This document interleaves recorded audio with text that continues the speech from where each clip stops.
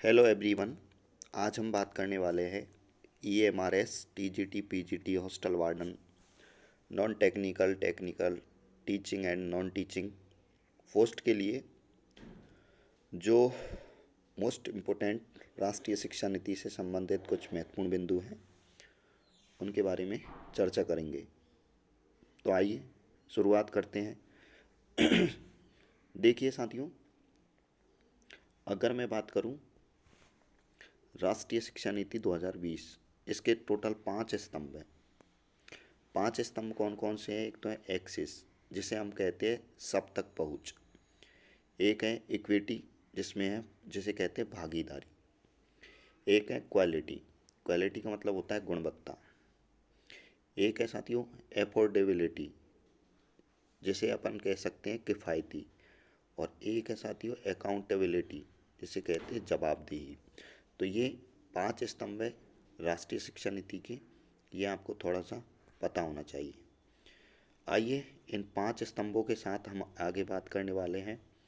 सबसे पहले हम बात करने वाले हैं साथियों विद्यालय शिक्षा की, कि विद्यालय शिक्षा का स्ट्रक्चर किस प्रकार का होगा एक बच्चे के लिए। आइए शुरुआत करते हैं। तो प्यारे बच्चों, स्कूली शिक्षा का जो 10+2 का जो ढांचा है उसके टोटल 4 स्तर हैं। 4 स्तर कैसे हैं? 5+3+3+4। ये स्ट्रक्चर आपको पता होना चाहिए, ये पूछा जा सकता है। स्कूली शिक्षा के जो 10वीं 12वीं का जो ढांचा है उसे इन 4 स्तरों में बदला जाएगा। तो कैसे कैसे बदला जाएगा उसका अपन थोड़ा सा डिस्क्रिप्टिव बात करते हैं। तो आइए बात करते हैं। देखो पहला जो है इसमें फाउंडेशन स्तर की जो है शिक्षा होगी। पहले 3 साल आंगनवाड़ी या प्राथमिक विद्यालय में प्री स्कूलिंग होगी। जो फर्स्ट बच्चे के 3 साल होंगे वो आंगनवाड़ी या प्राथमिक विद्यालय में प्री स्कूलिंग होगी साथियों। अगले 2 साल कक्षा 1 एवं कक्षा 2 की पढ़ाई स्कूल में ही होगी। इक्विटी आधारित नया पाठ्यक्रम तैयार होगा। ठीक है साथियों, तो ये पहली स्टेज होगी। उसके बाद सेकंड जो स्टेज होगी वो प्रीपरेटरी स्टेज होगी।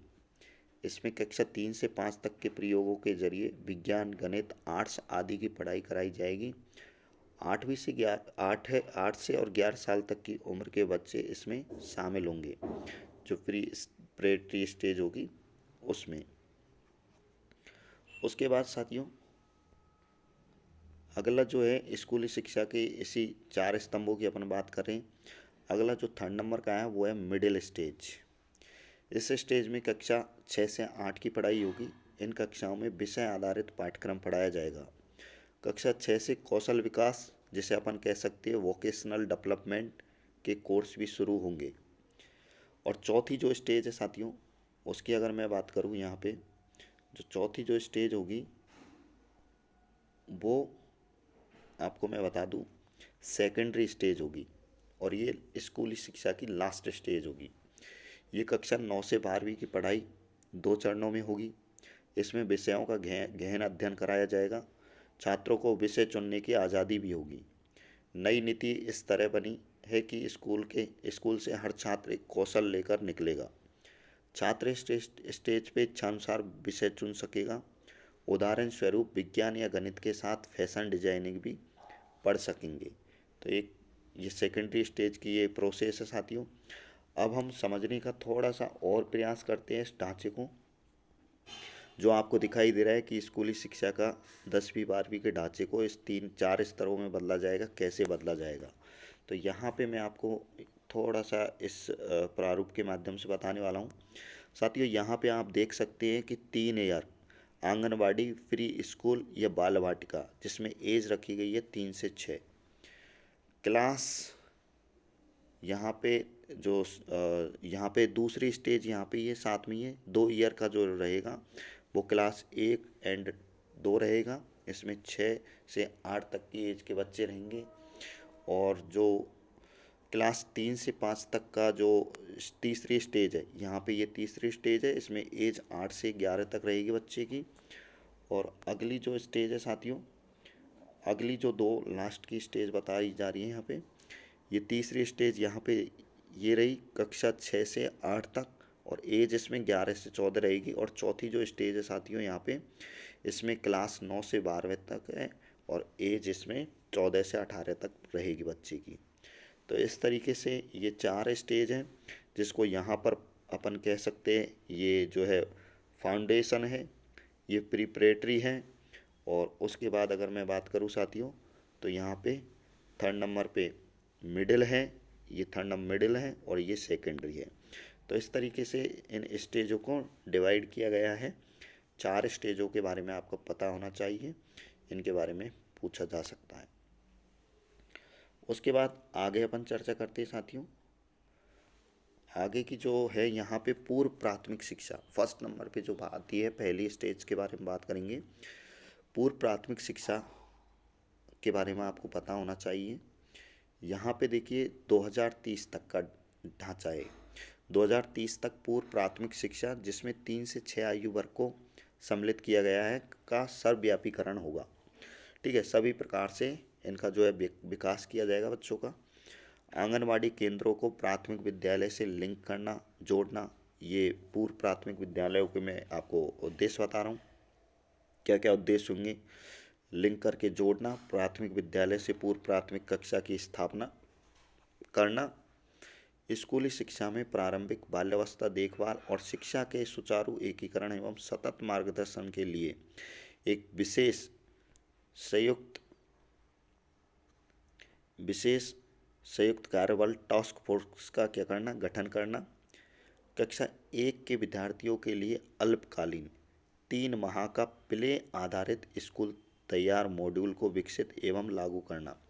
मतलब 3 माह तक, मतलब जो कक्षा 1 के जो बच्चे होंगे उनके लिए प्ले आधारित खेल से संबंधित एक ग्राउंड तैयार करना होगा, जिसमें बच्चे आराम से खेल सके, उनको रुचि पैदा हो सके स्कूल आने के लिए। क्योंकि आपको पता है कक्षा 1 के जो बालक होते हैं स्कूल आने से थोड़े हिचकिचाते हैं, इसलिए ऐसा माहौल तैयार करना होगा जिससे कि बच्चों को लगे आने में इंटरेस्ट आए। बुनियादी साक्षरता एवं संख्यात्मकता। अब बात करते हैं कि 2025 तक वर्ग 3 के सभी छात्र छात्राओं को बुनियादी साक्षरता एवं शिक्षा ज्ञान, जिसे अपन कह सकते हैं foundational literacy and numeracy. Second number पे अगर मैं बात करूँ, आधारभूत साक्षरता एवं शिक्षात्मकता पर एक राष्ट्रीय मिशन का गठन करना होगा। छात्र शिक्षक अनुपात आपको ज़रूर याद रखना है। 30 छात्रों पर एक शिक्षक की यहाँ पे व्यवस्था की जाएगी। 30:1 के लिए शिक्षकों की क्या करना, भर्ती करना।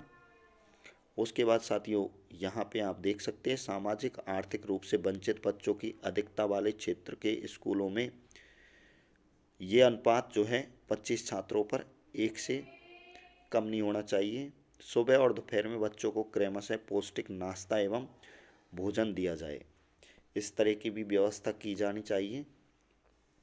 उसके बाद अगर मैं बात करूँ, छीजन दर को कम करना एवं सर्वव्यापी पहुँच सुनिश्चित करना। अगली स्टेज ये है जो 2030 तक संपूर्ण स्कूली शिक्षा फ्री स्कूल से 12वीं तक के लिए 100% सकल नामांकन अनुपात प्राप्त करने का लक्ष्य है साथियों। छात्रों के ड्रॉप आउट को भविष्य में कम करना है। उपस्थिति ड्रॉप आउट स्कूल के बाहर के बच्चों और सीखने के परिणामों पर विशेष ध्यान फोकस करना है। ड्रॉप आउट को रोकने के लिए प्रभावी एवं पर्याप्त बुनियादी ढांचा प्रदान करना एवं प्रत्येक स्तर पर नियमित प्रशिक्षण जो है प्रदान करना है, उपलब्ध कराना है। NIOS की तर्ज पर राज्य में स्थापित state institute of open schooling को सशक्त भी करना है, ये भी आपको ध्यान रखना है। तो देखिए अब बात करते हैं कि जो राष्ट्रीय शिक्षा नीति 2020 है उसका पाठ्यक्रम और शिक्षण शास्त्र कैसा होना चाहिए, किस तरीके से शिक्षण और पाठ्यक्रम कराया जाना चाहिए। तो आपको पता होगा कि 5+3+3+4 के नए डिजाइन में स्कूल पाठ्यक्रम और शिक्षण शास्त्र को पुनर्गठित करना है। जहाँ तक संभव हो कम से कम वर्ग 5 तक की शिक्षा घरेलू भाषा, मातृभाषा, स्थानीय भाषा या क्षेत्रीय भाषा में ही उपलब्ध कराई जाए। साथियों, ये वेरी इंपॉर्टेंट है कि छोटे बच्चे जो होंगे उनको ज़्यादा जो रुचि है वो अपनी मातृभाषा में ही पैदा होगी। तो इसलिए इसमें कहा गया है कि स्थानीय भाषा, क्षेत्रीय भाषा या मातृभाषा में ही उनको शिक्षण करवाया जाए, वो भी वर्ग 5 तक। माध्यमिक कक्षा के दौरान वैकल्पिक भाषा के रूप में विदेशी भाषाएं रुचि और आकांक्षा के अनुसार उपलब्ध कराई जाए। वर्ग 6 से ही व्यावसायिक कौशल सीखने का विकल्प होगा। व्यावसायिक मतलब आगे बच्चा किस किस में इंटरेस्ट रखता है, कौन से क्षेत्र में, कौन से फील्ड में, तो इस प्रकार की व्यावसायिक शिक्षा दी जाएगी जिससे कि बच्चा आगे चल के रोजगार प्राप्त कर सके। आइए उसके बाद साथियों, एनसीईआरटी द्वारा राष्ट्रीय शिक्षा नीति 2020 के सिद्धांतों पर स्कूली शिक्षा के लिए एक नया एवं व्यापक राष्ट्रीय पाठ्यचर्या रूपरेखा NCFSE 2020-21 तैयार किया जाएगा। उसके बाद बात करते हैं साथियों पाठ्यक्रम एवं शिक्षण शास्त्र की। अभी चर्चा चल रही है यहाँ पे।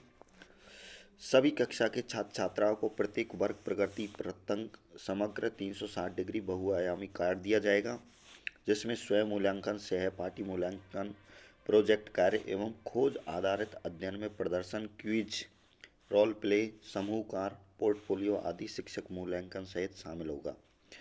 तीसरी, पाँचवीं, आठवीं कक्षा में संबंधित अथॉरिटी द्वारा परीक्षाओं का आयोजन होगा। पाँचवीं आठवीं कक्षा में यह व्यवस्था बिहार से पहले लागू है। उसके बाद साथियों बात करते हैं 10वीं और 12वीं की बोर्ड परीक्षाएं होती रहेंगी। परीक्षा प्रणाली को लचीला बनाया जाएगा।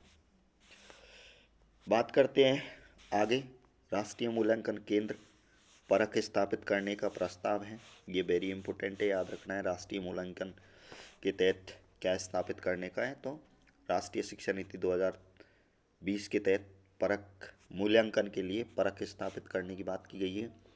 राष्ट्रीय उपलब्धि सर्वेक्षण को जारी रखा जाएगा। माध्यमिक शिक्षा का सार्वजनिकरण किया जाएगा। राज्य के प्रत्येक पंचायत में कक्षा 9-12 की पढ़ाई के व्यवस्था के तहत अनाच्छादित 3,304 पंचायतों में 9वीं की पढ़ाई इस वर्ष प्रारंभ करने की योजना है।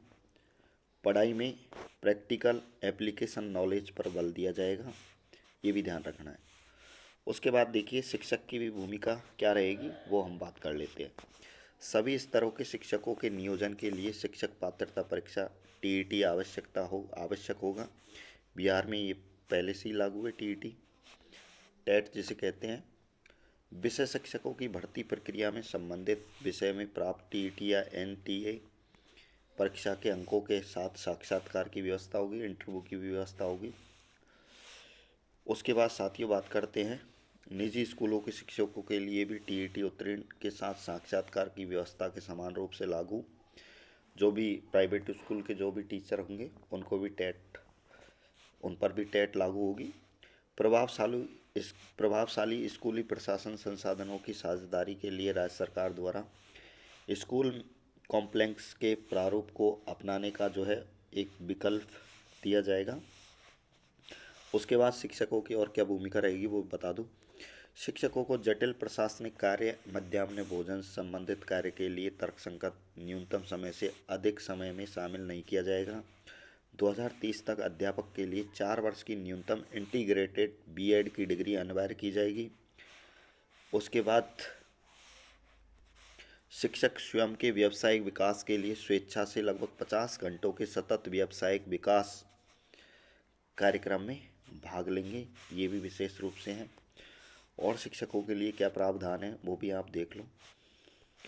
स्कूल के प्रधान अध्यापकों एवं स्कूल कॉम्प्लेक्स के प्रमुखों के लिए अपने लीडरशिप और प्रबंधन कौशल को लगातार विकसित करने के लिए अपेक्षित है कि वे भी स्वेच्छा से लगभग 50 घंटों के, याद रखें, सतत व्यावसायिक विकास CPD कार्यक्रम में भाग लेंगे। 50 घंटे की बात आपको ध्यान रखनी है। वर्ष 2021 तक NCTE द्वारा NCERT के परामर्श से अध्यापक शिक्षा हेतु एक नवीन एवं व्यापक राष्ट्रीय पाठ्यचर्या चर्चा रूपरेखा का निर्माण करना होगा। उसके बाद अगली स्टेज है साथियों कि समता मूलक एवं समावेशी शिक्षा, जिसमें सभी प्रकार का नॉलेज सम्मिलित हो, इस तरीके की शिक्षा को शामिल किया जाएगा। उससे संबंधित कुछ महत्वपूर्ण प्रावधान हैं, बात करते हैं। लक्षित छात्रवृत्ति, माता पिता को अपने बच्चों को प्रोत्साहित करने के लिए सशर्त नगद हस्तांतरण, परिवहन के लिए साइकिल प्रदान करना आदि जैसी विभिन्न सफल योजनाएं जारी रहेंगी। राज्य में ये पहले से ही लागू है, बहुत सारे राज्यों में पहले से ही लागू है ऐसी। शैक्षिक रूप से पिछड़े, सामाजिक आर्थिक रूप से वंचित समूहों की बड़ी आबादी वाले क्षेत्र को विशेष शिक्षा क्षेत्र घोषित किया जाएगा। सभी छात्राओं और साथ ही ट्रांसजेंडर छात्रों को शिक्षा के लिए जेंडर समावेशी निधि का गठन का भी प्रस्ताव किया गया है। उसके बाद साथियों सभी कस्तूरबा गांधी बालिका विद्यालयों को ग्रेड 12वीं तक विस्तारित करने की योजना है। अनुसूचित जाति, अनुसूचित जनजाति के शैक्षणिक विकास में असमानता दूर करने के लिए विशेष ध्यान है। उसके बाद इनके लिए विशेष छात्रावास, ब्रिज पाठ्यक्रम और फीस माफ करने तथा छात्रवृत्ति के माध्यम से वित्तीय सहायता की भी व्यवस्था है। उसके बाद बात करते हैं साथियों स्कूल कॉम्प्लेक्स और क्लस्टर का निर्धारण किस तरीके से किया जाएगा, वो भी ध्यान दीजिए। संसाधनों का साझा उपयोग के लिए स्कूल कॉम्प्लेक्स क्लस्टर का निर्धारण, इसके तहत माध्यमिक विद्यालय को इकाई मानते हुए स्कूल कॉम्प्लेक्स क्लस्टर का चयन अन्य प्राथमिक एवं मध्य विद्यालय जो 5 किलोमीटर के दायरे में इससे संबंध होकर संचालित होंगे। विषय शिक्षकों की पर्याप्त संख्या सुनिश्चित करने के लिए शिक्षकों की भर्ती एवं पदस्थापन स्कूल कॉम्प्लेक्स विद्यालय में, ये ऐसी खास चीज़ें आपके एग्ज़ाम की दृष्टि से इम्पोर्टेंट नहीं है। आपके लिए जो इम्पोर्टेंट है, जहाँ से सवाल बन सकते हैं, वो ये है साथियों स्कूली शिक्षा के लिए मानक निर्धारण और प्रमाणन। देखिए तो विद्यालय शिक्षा के समग्र निगरानी एवं नीति निर्धारण के लिए राज्य का शिक्षा विभाग सर्वोच्च राज्य स्तरीय निकाय होगा। तो राज्य का जो एजुकेशन डिपार्टमेंट है वो सबसे ऊपर होगा। सार्वजनिक विद्यालय प्रणाली के सेवा प्रावधान एवं शैक्षिक संचालन की जिम्मेदारी स्कूल शिक्षा निदेशालय की होगी। राज्य विद्यालय मानक प्राधिकरण नामक एक स्वतंत्र राज्यव्यापी निकाय की स्थापना होगी। यह निकाय SCERT द्वारा तैयार मापदंडों के आधार पर न्यूनतम मानकों का निर्धारण एवं सभी विद्यालयों, चाहे निजी हो चाहे गवर्नमेंट वाले हो, में इसी का अनुपालन सुनिश्चित कराएगी। उसके बाद साथियों राज्य शिक्षा शोध एवं प्रशिक्षण परिषद जो SCERT हैं अकादमिक प्राधिकार के रूप में कार्य करेगा तथा school quality assessment and accreditation framework तैयार करेगा।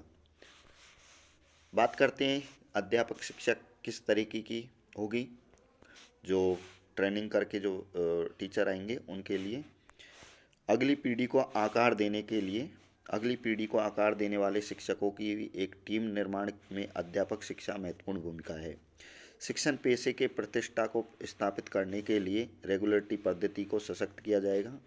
वर्ष 2030 तक केवल शैक्षिक रूप से सुदृढ़ बहुविषयक और एकीकृत अध्यापक शिक्षा कार्यक्रम में ही क्रियान्वित होंगे।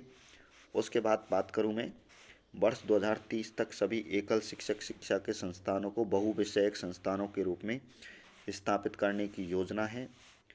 उसके बाद साथियों वर्ष 2030 तक स्कूली शिक्षा के लिए बहुविषयक उच्च स्तर शिक्षण संस्थान द्वारा प्रदत्त 4 वर्षीय B.Ed कार्यक्रम स्कूल अध्यापक शिक्षा के लिए न्यूनतम डिग्री योग्यता होगी। 4 वर्षीय एकीकृत B.Ed संचालित करने वाले संस्थान 2 वर्ष B.Ed पूर्व में स्नातक डिग्रीधारी के लिए भी स्वयं संचालित कर सकते हैं। 4 वर्ष की स्नातक डिग्रीधारी के लिए 1 वर्ष B.Ed कार्यक्रम की भी सुविधा होगी। उसके बाद बात करूँ सलाह के लिए एक राष्ट्रीय मिशन की स्थापना की जाएगी। इच्छुक वरिष्ठ एवं रिटायर्ड अध्यापकों का बड़ा पुल बनेगा जो यूनिवर्सिटी कॉलेज के अध्यापकों को पेशेवर सहयोग प्रदान करेंगे। अब ये इम्पोर्टेंट है व्यावसायिक शिक्षा, यहाँ से सवाल आते रहते हैं कि व्यावसायिक शिक्षा क्या है। समस्त शिक्षण संस्थान जैसे स्कूल, कॉलेज, विश्वविद्यालय द्वारा चरणबद्ध तरीके से व्यावसायिक शिक्षा के कार्यक्रमों को मुख्यधारा की शिक्षा में एकीकृत करना है। वर्ष 2025 तक कम से कम 50% विद्यार्थियों को व्यावसायिक शिक्षा का अनुभव प्रदान करना है। ये याद रखना है कब तक। ODL जिसे open and distance learning mode के माध्यम से भी व्यावसायिक पाठ्यक्रमों को संचालित करने की संभावना तलाश की जा रही है। राष्ट्रीय स्तर पर national committee for the integration of vocational education जिसे NCIBE के गठन की योजना की जा रही है। राष्ट्रीय कौशल योग्यता फ्रेमवर्क का विस्तार पूर्वक निर्माण किया जाएगा। ये अन्य केंद्रीय जो विचारणीय मुद्दे हैं वो प्रोफेशनल शिक्षा से संबंधित हैं। हालांकि यहाँ से सवाल कम आते हैं, इसलिए मेरा मानना है आपको यहाँ राष्ट्रीय शिक्षा नीति के मैं आपको बेसिक जानकारी दे देता हूँ कि ये पॉलिसी किसने बनाई, किसकी अध्यक्षता में, कितने वर्षों बाद और कब इसको जो है लागू किया गया है। इस बारे में आइए विद्यार्थियों कुछ बेसिक जानकारी आपके बीच में है। तो देखिए, भारत की राष्ट्रीय शिक्षा नीति जिसे नेशनल एजुकेशन पॉलिसी NEP बोलते हैं, 21वीं सदी की पहली शिक्षा नीति है। यह नीति भारत की परंपराओं और मूल्यों को ध्यान में रखते हुए बनाई गई है।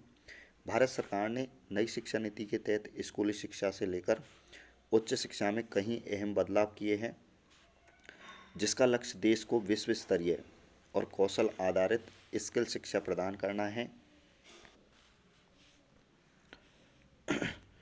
तो देखिए, नई राष्ट्रीय शिक्षा नीति NEP 2020 को केंद्रीय कैबिनेट ने, ये डेट याद रखनी है, 29 जुलाई 2020 को मंजूरी दी है, जो 34 वर्षों के बाद भारत का सबसे बड़ा शैक्षिक सुधार है। नई राष्ट्रीय शिक्षा नीति, ये आपको जानना महत्वपूर्ण है। नई राष्ट्रीय शिक्षा नीति के कस्तूरीरंगन, ये नाम आपको याद रखना है, की अध्यक्षता में बनी है। राष्ट्रीय शिक्षा नीति 1986 में ड्राफ्ट हुई थी। और आपको मैं बता दूं, इससे पहले 1986 में राष्ट्रीय शिक्षा नीति बनी थी, जिसमें 1992 में संशोधन किया गया था। अब करीब 34 साल बाद 2020 में इसमें कई अहम महत्वपूर्ण बदलाव किए गए हैं, इसके 108 पेजों में ड्राफ्ट में 21वीं शताब्दी की पहली शिक्षा नीति बताया गया है। नई राष्ट्रीय शिक्षा नीति, आपको मैं बता दूं, देश विकास के लिए अनिवार्य शिक्षा आवश्यकता को पूरा करने के लिए बनाई गई है। तो ये आपको ध्यान रखना है। ये शिक्षा नीति आपकी जो EMRS की जो एग्ज़ाम है उसमें यहाँ से 2 से 3 क्वेश्चन बनने के पूरे चांस है। थैंक यू, धन्यवाद। वीडियो अच्छा लगा हो तो आप लाइक एंड सब्सक्राइब कर सकते हैं।